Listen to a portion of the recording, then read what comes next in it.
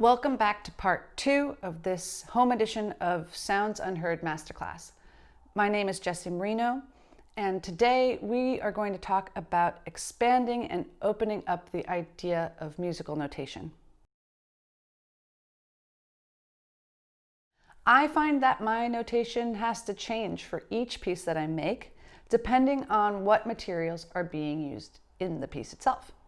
For example, if a piece consists of lots of tightly coordinated choreography, I found it really helpful to use like a combination of traditional notation and homemade graphics and tutorial videos.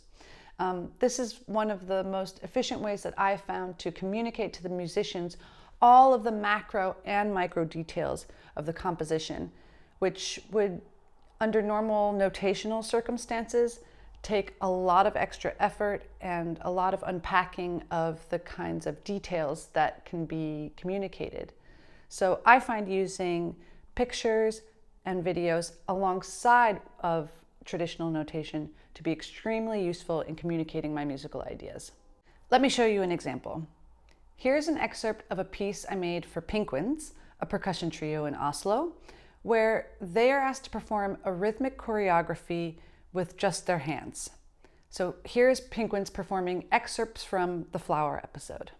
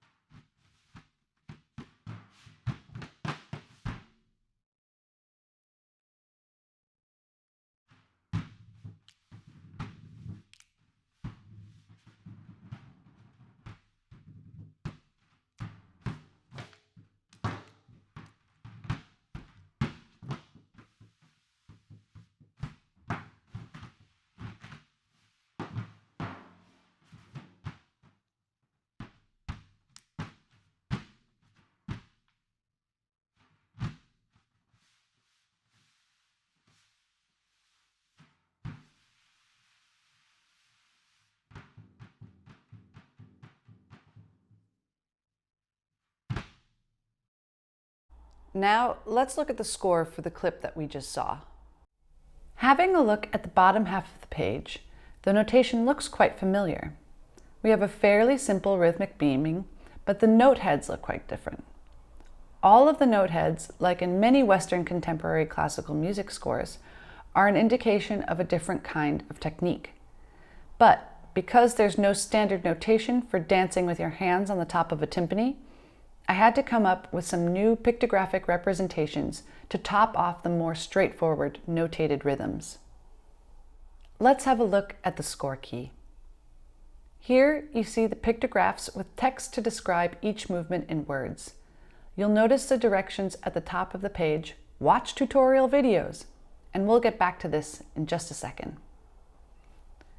Going back to the score page, at the top, you can see a much more abstract and vague notation in regards to something about a finger flower. Again, you'll notice that there are indications of time, freely but also together, chunks of time described in seconds, and directions pertaining to mood and energy. For these finger flowers, I found it much too complicated to try to describe with words the detail of each gesture. So I provided the performers with 2 additional points of reference, tutorial videos and a glossary. Yes, tutorial videos.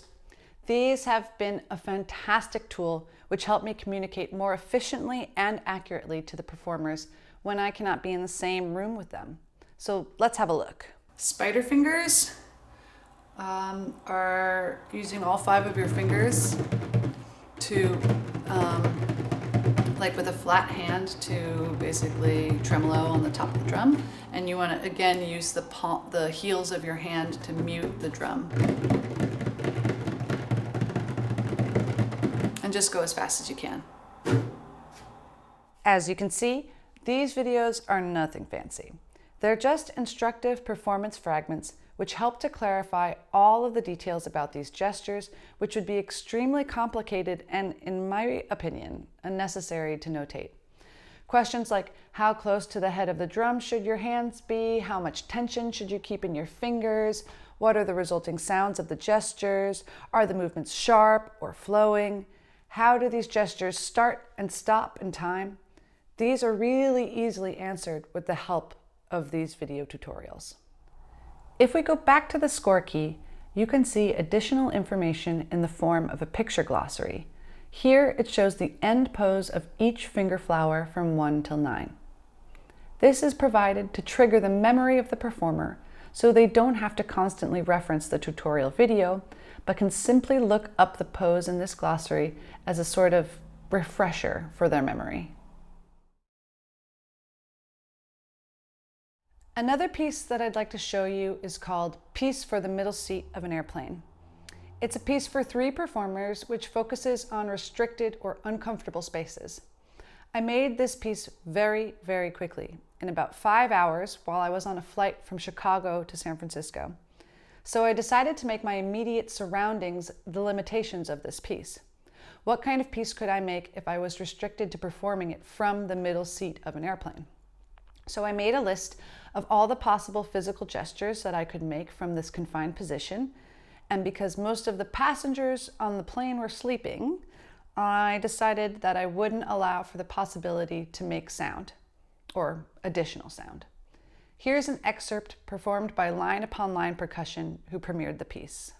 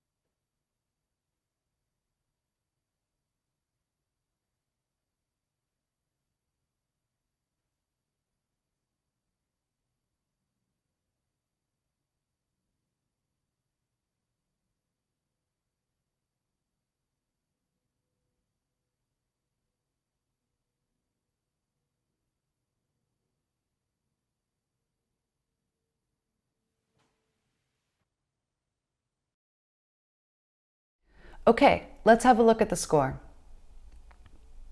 You might be saying, Jessie, where is the music actually? Right. The score is left very open on purpose. It only indicates the number of beats per bars and which part of the body is allowed to be used. If we go to the key, you can see the list that I made on the airplane. This list classifies each gesture by the location of the gesture on the body and provides the number of beats per bar if they are longer than 1 beat. Once again, I provided the musicians with tutorial videos to clear up any confusion. Then it was left up to the performers to decide how they would populate these time structures, organizing their own choreography based on if they were to move their heads, arms, or body in each section. So essentially, the performers composed their own choreographies. I enjoyed the creative balance I had with the percussionists in making this piece. So I provided the framework and material restrictions, which would be the groundwork of the piece. And the percussionists brought their own individual and collaboratively designed choreographies based on the restrictions that I provided. It allowed the ensemble to put their own mark on the piece, both as an ensemble and as an individual member. It pushes the performer into a compositional role and allows them to bring gestures which are most comfortable and most suited to their own bodies to the foreground of their own choreographic arrangement and decisions. As a final exercise, I wanted to propose a compositional and performative idea that you could try at home to start to experiment with your own version of musical physical gestures. So, here's the prompt. Make a musical piece for live performance that only uses your body and your voice. No objects, no staging, no amplification, no video, just you. You can only use the clothing and objects which are on your body right now. You must be both composer and performer of this piece, but no expertise is required. If this interests you, have a go. And if it inspires you even further, why don't you record it? And if you want to go even one step further, upload it to YouTube and include #bodyvoicetimesoundsunheard in the title. Thanks so much for tuning in. You can join me for one final masterclass where we're going to talk about tips and tricks for performing body-focused composition and discuss the delicious fruit that is collaboration.